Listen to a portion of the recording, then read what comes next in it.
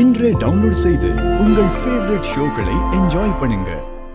தப்புதாண்டி, தப்புதான். உன்னை நம்பாம நான் அவனை போய் நம்பினேன்ல, அதுக்குதான் செருப்பால அடிச்ச மாதிரி நம்பிக்கை துரோகம் பண்ணிட்டு போயிட்டான். ஆம்பளைங்களால ஏமாந்து ஏமாந்து அவங்க மேல வெறுப்போடுதான் நான் இருந்தேன். ஆனா இவனை மட்டும் நான் நம்பினேன். அவன் நம்ம குடும்பத்துக்கு சில நல்ல விஷயங்களை செஞ்சதுனால முழுசா நான் நம்பினேன். அவனும் ஏமாத்து பேர் வழிதான்னு நிரூபிச்சுட்டு போயிட்டானே.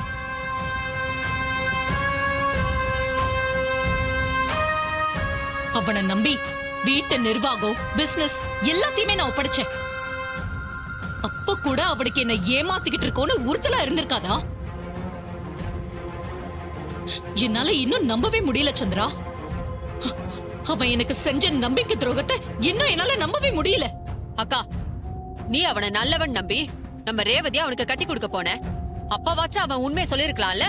அப்பவும் சைலண்டா இருந்து அவ கழுத்துல தாலி கட்டிட்டான்ல. சந்திரா, எதுக்கா பழசையெல்லாம் பேசி இன்னும் அவளை கோவப்படுத்துற? ஏன் உங்க தங்கச்சி பையனை பத்தி சொன்னதும் உங்களுக்கு கோவம் வருதா? உங்க குடும்பம் எனக்கு துரோகத்துக்கு மேல துரோகம் செஞ்சுக்கிட்டு இருக்காங்க. இதுக்கெல்லாம் நான் அவங்கள பழி வாங்காம விட மாட்டேன்.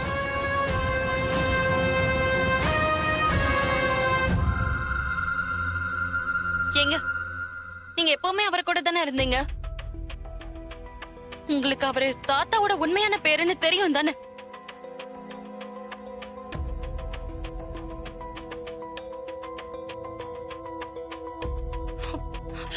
ஏங்க சொல்லுங்க, அவர் தாத்தாவோட பேருன்னு உங்களுக்கு தெரியும் தானே?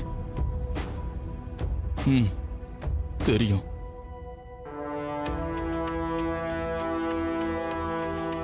அப்புறம் ஏங்க சொல்லாம இருந்தீங்க? எல்லா விஷயத்தையும் என்கிட்ட சொல்லுவீங்கல்ல, ஏன் இந்த விஷயத்த மறைச்சீங்க? உன் புருஷன் இப்படி சொல்லுவாரு.